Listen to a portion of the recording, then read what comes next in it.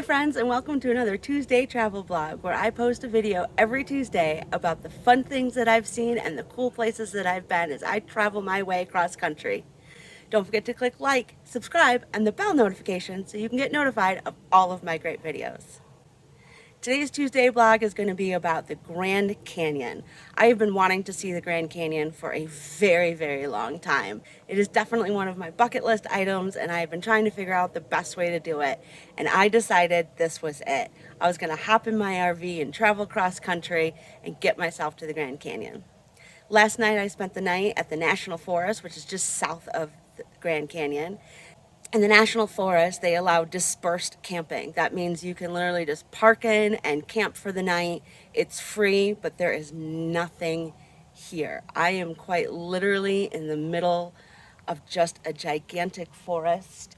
I have no neighbors. It was an amazing experience being able to just pull over and park in the middle of nature. Now I'm going to pack up and head on into the canyon. Why don't you come along with me and see what's on my bucket list. So here we are. We have finally made it to the Grand Canyon. The Grand Canyon sits on the ancestral homeland of 11 different tribes. Of course, it is just the perfect example of erosion from the Colorado River over just a few years. The canyon itself is about a mile deep, 277 miles long, and about 18 miles wide. Has both the south rim and the north rim. The south rim is the part that's mostly visited. The north rim is a little harder to get through. You can drive from one side to the other, and it will take you about 5 hours to do that.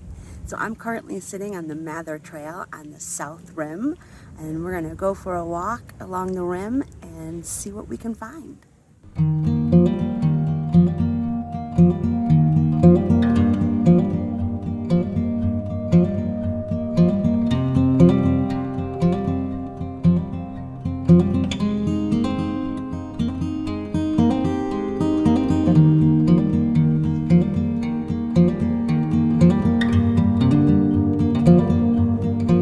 The rim trail is about 14 miles long. It's nicely paved, a little bit ups and downs, but not too hard to travel.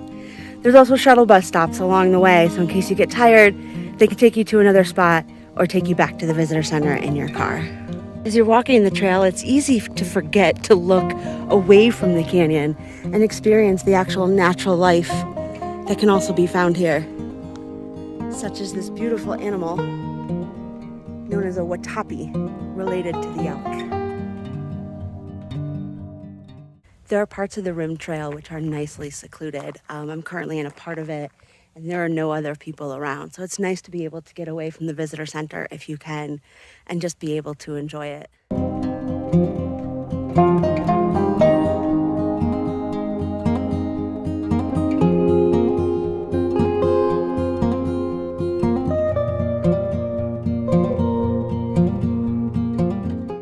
This is the beauty of traveling with your own home. Whenever you want a break from the heat of the sun or just need a little lunch, you just come back to the parking lot before continuing on.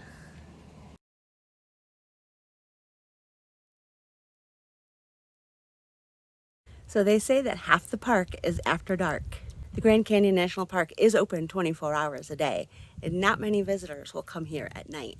But I'm here to watch the sunset and do a little stargazing. So stick with me. Hopefully I can get some great shots of the nighttime in the Grand Canyon.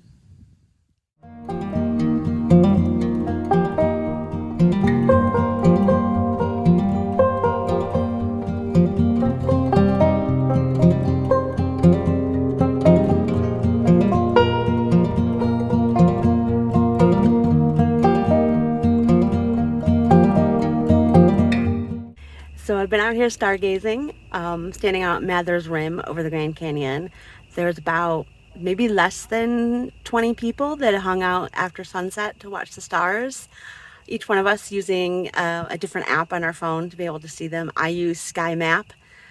That seems to work for me, and so far we've seen the Big Dipper, the Little Dipper, the North Star.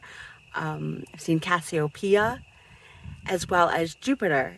Jupiter right now is the closest it has been since 1963, and it's the closest it will be for like another 100 years or something like that. So I've been very fortunate to be able to be at the Grand Canyon on this particular day to see Jupiter. We've looked at the Milky Way, as well as had a conversation as to whether or not Pluto is still considered a planet. So they were right when they said that half the park is after dark. The key, though, is remembering where you parked when you're wandering on the park at night in the dark.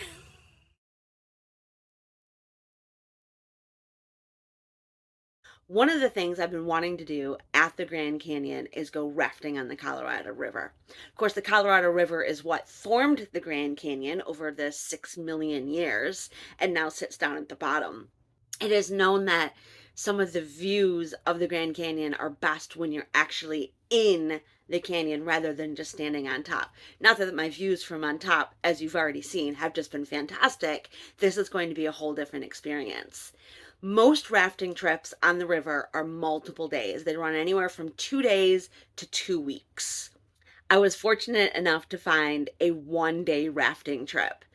The rafting trip is all day. It goes down some rapids in the morning. You break for lunch, and then it's kind of more of a float trip through the canyon for the rest of the afternoon. So, not a full rafting trip, which someday I do hope to experience, but it's enough to get me in the canyon and on the rapids. The rafting trip is through the Wallapai River Rafters and starts at their lodge, which is located in Peach Springs, Arizona. It's a 90-minute drive to get to the river on a bus, on a road, bounces along from one to the other. I mean, at one point, I actually thought the bus was going to fall apart. This rafting trip was unlike any other rafting trip I've been on. It uses a motorized boat, so you don't have an oar, you don't have to paddle, you don't have to do anything, which is very different than most rafting trips. It was kind of almost more fun because I didn't have to do anything but just hold on. I was on a raft with three other couples from the Philadelphia area. Everybody say hi. And during the rafting trip, we went through quite a few rapids. I would say probably a three, maybe even just a 3+.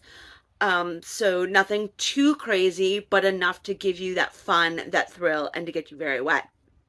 At one point, we do stop to get to some falls, at which point you have to scale almost like the side of the canyon through a ladder and a rope course to get into the grotto. But the falls themselves were just wonderful. It's fresh spring water, and as clean as can be.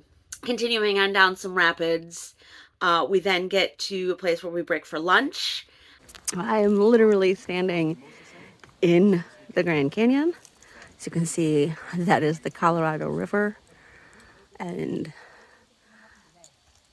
those are the boats that I have been traveling on down the river. I'm about to scale up so you can see just how far down I actually am. There's the rim of the canyon. And then after lunch, it's Flat River, and it's just a float ride through the canyon.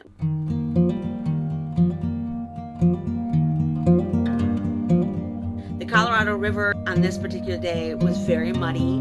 They say it had to do with all the rainfall that was in Flagstaff that washed down all the sediment, which was fine. None of us cared. It's just mud.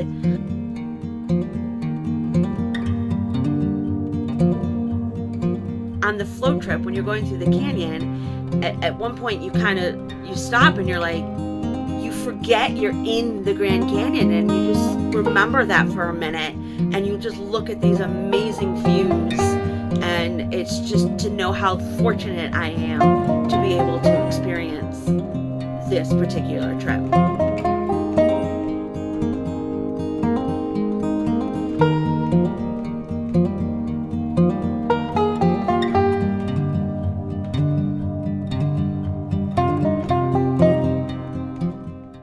The trip back, it was a 2-hour trip. So again, a very long day.